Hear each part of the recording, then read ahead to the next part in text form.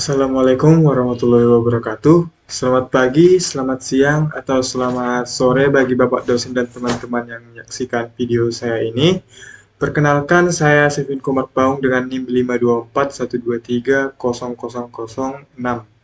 dari Program Studi Teknik Elektro C 2024. Pada kesempatan kali ini, saya akan mempresentasikan mengenai materi pendidikan kewarganegaraan bab yang pertama yang berjudul konsep, tujuan, dan fungsi kewarganegaraan, di mana dia nanti akan membangun sistem operasi warga negara yang ideal untuk Indonesia 2045.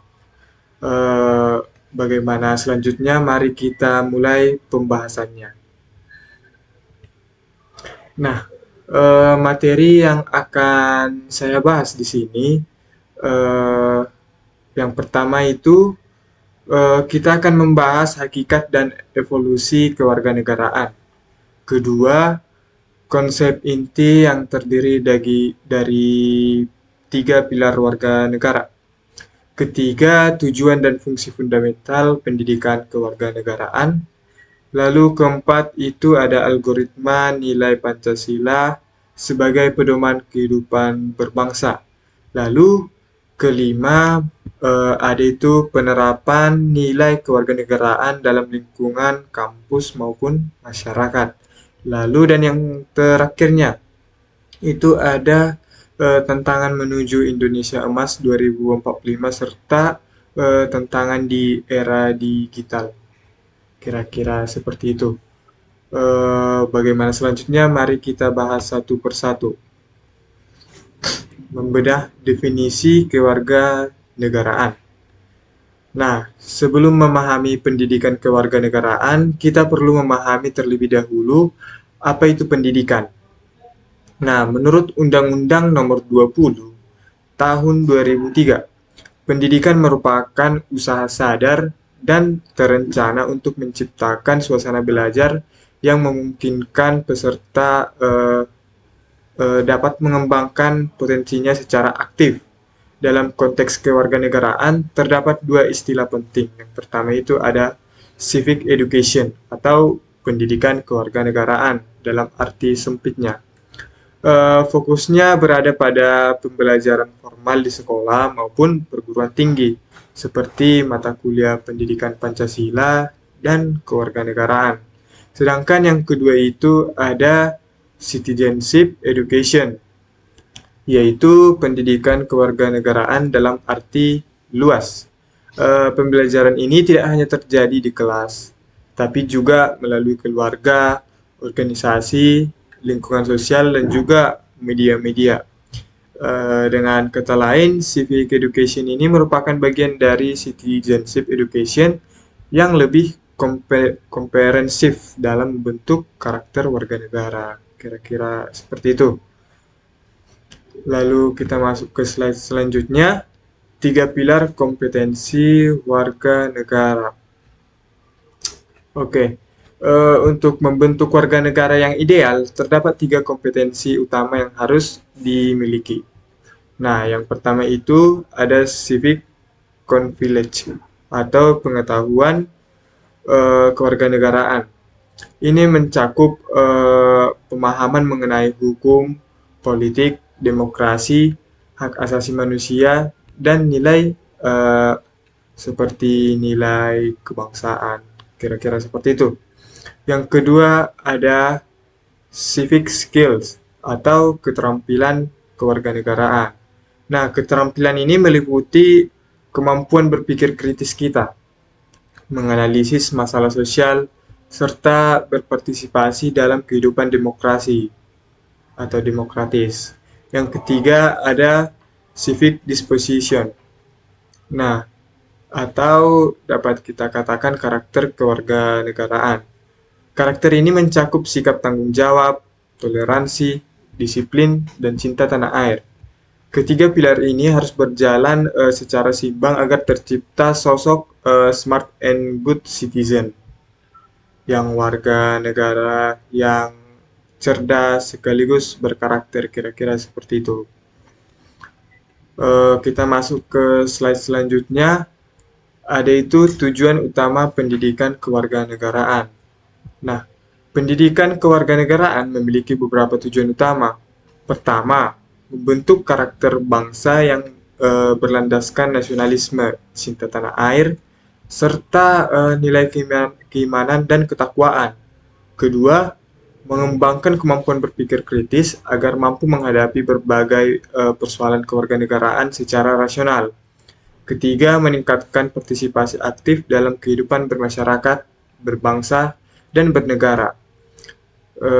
Keempat, itu mempersiapkan warga negara yang mampu hidup secara demokratis dan beradaptasi dalam era globalisasi. Dan pada akhirnya, seluruh tujuan tersebut bermuara pada pembentukan warga negara yang baik dan bertanggung jawab.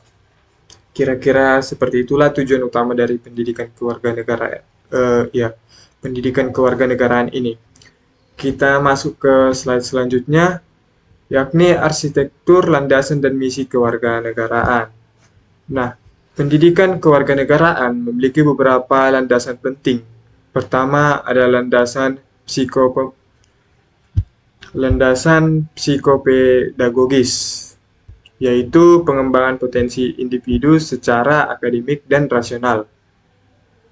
Itu dia dapat kita lihat. Kedua ada landasan psikososial, yaitu mempersiapkan individu agar mampu hidup harmonis dalam kehidupan berbangsa dan bernegara. Ketiga adalah landasan sosiokultural, yaitu membangun budaya demokrasi dalam kehidupan masyarakat. Ketiga landasan tersebut diperkuat oleh dua fondasi utama, yaitu Pancasila sebagai landasan ideal dan Undang-Undang Dasar 1945 sebagai landasan konstitusional. Kira-kira seperti itu.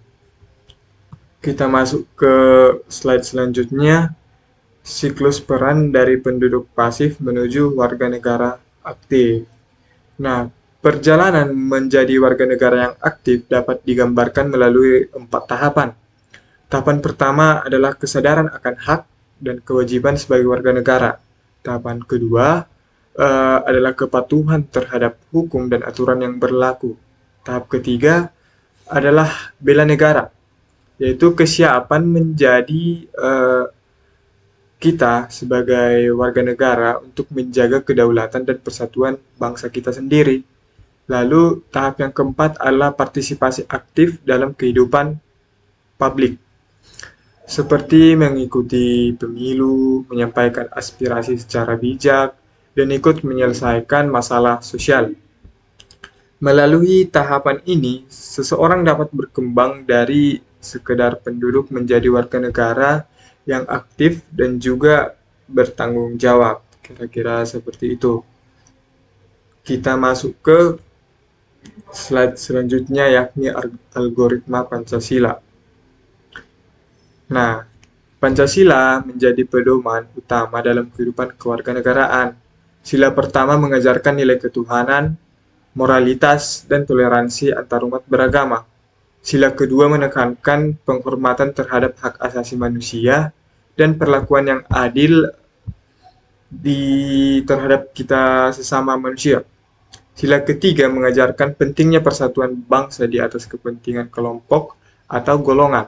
Sila keempat menanamkan budaya musyawarah, demokrasi, dan partisipasi politik yang sehat. Sila kelima mengarahkan kita untuk mewujudkan keadilan sosial dan pemerataan kesejahteraan di dalam kehidupan berbangsa. Kelima sila tersebut menjadi panduan dalam mengambil keputusan dan bertindak sebagai warga negara Indonesia. Oke, kita masuk ke slide selanjutnya, yakni implementasi sistem dalam kehidupan nyata. Nah, nilai-nilai kewarganegaraan harus diterapkan dalam kehidupan sehari-hari. Sebagai individu, kita harus mampu memilih informasi dengan kritis dan tidak mudah terpengaruh hoaks di lingkungan kampus. Contoh seperti di lingkungan kampus lah. Penerapannya dapat dilakukan dengan menjaga integritas akademik, menghindari plagiarisme, dan aktif dalam organisasi mahasiswa. Sedangkan di lingkungan masyarakat, kita dapat berpartisipasi dalam kegiatan sosial, menghormati keberagaman, serta menaati hukum yang berlaku. Melalui tindakan-tindakan sederhana tersebut, nilai kewarganegaraan dapat diwujudkan secara nyata. Kira-kira seperti itu. Sekarang kita masuk ke slide selanjutnya,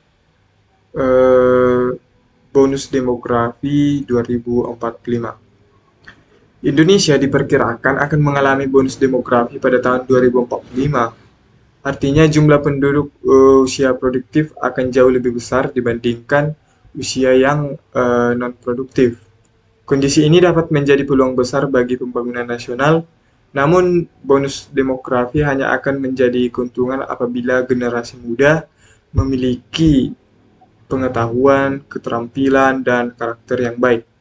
Jika pendidikan kewarganegaraan diabaikan, maka bonus demografi justru berpotensi menimbulkan berbagai masalah seperti pengangguran, konflik sosial, dan kritis moral. Nah, karena itu, pendidikan kewarganegaraan memiliki peran strategis dalam mempersiapkan generasi emas Indonesia di tahun 2045 nanti. Kira-kira seperti itu. Nah, selanjutnya kita masuk ke refleksi kritis, yakni mendiagnosis bug dalam demokrasi. Meskipun Indonesia menganut sistem demokrasi, masih terdapat berbagai tantangan yang perlu diatasi. Contohnya, seperti kasus intoleransi yang muncul akibat perbedaan suku, agama, ras, maupun golongan. Selain itu, masih terdapat ketidakadilan hukum yang dapat mengurangi kepercayaan masyarakat terhadap institusi negara. Lalu, pendidikan kewarganegaraan hadir sebagai sosial melalui penguatan karakter, toleransi, kesadaran hukum, serta kemampuan berpikir kritis. Kira-kira seperti itu. Dengan demikian, demokrasi tidak hanya menjadi prosedur politik, tetapi juga menjadi sarana mewujudkan keadilan dan persatuan. Kira-kira seperti itu di slide ini. Nah, lalu kita masuk di slide ini, membangun firewall terhadap hoax digital. Nah, di era digital saat ini, masyarakat menghadapi tantangan berupa penyebaran hoax, disinformasi, dan polarisasi sosial. Sebagai warga negara yang baik, kita harus memiliki kemampuan literasi digital. Artinya, kita perlu memeriksa kebenaran informasi sebelum membagikannya kepada orang lain. Selain itu, kita juga harus memiliki landasan moral yang kuat agar tidak menyebarkan ujaran kebencian maupun provokasi lah, kata lainnya. Dengan memadukan keterampilan berpikir kritis dan karakter yang baik, kita dapat menjadi benteng terhadap berbagai ancaman di ruang digital nantinya. Kira-kira seperti itulah uji kemampuan di dalam membangun firewall terhadap hoax digital ini. Sekarang kita masuk ke bagian kesimpulannya. Sebagai penutup, dapat disimpulkan bahwa kewarganegaraan bukan hanya sekedar status hukum, melainkan perpaduan antara pengetahuan, keterampilan, dan juga karakter. Pancasila dan Undang-Undang Dasar 1945 menjadi pedoman utama dalam membentuk warga negara yang cerdas dan berintegritas. Tujuan utama pendidikan kewarganegaraan adalah menciptakan smart and good citizen, yaitu warga negara yang tidak hanya unggul secara akademik, tetapi juga memiliki tanggung jawab sosial dan juga moral. Melalui pendidikan kewarganegaraan, kita diharapkan mampu menyongsong Indonesia Emas 2045 dengan menjadi generasi yang produktif, toleran, dan berkontribusi bagi bangsa. Kira-kira seperti itu. Di sini juga saya tampilkan daftar pustaka yang saya ambil dari buku. Dapat kita lihat sendiri dan dapat kita akses. Kira-kira seperti itu. Demikian presentasi yang dapat saya sampaikan mengenai konsep, tujuan, dan fungsi pendidikan kewarganegaraan. Semoga materi ini dapat menambah pemahaman kita mengenai pentingnya menjadi warga negara yang cerdas, berkarakter, dan bertanggung jawab. Saya ucapkan terima kasih atas perhatiannya kepada Bapak dosen dan juga teman-teman sekalian. Terima kasih.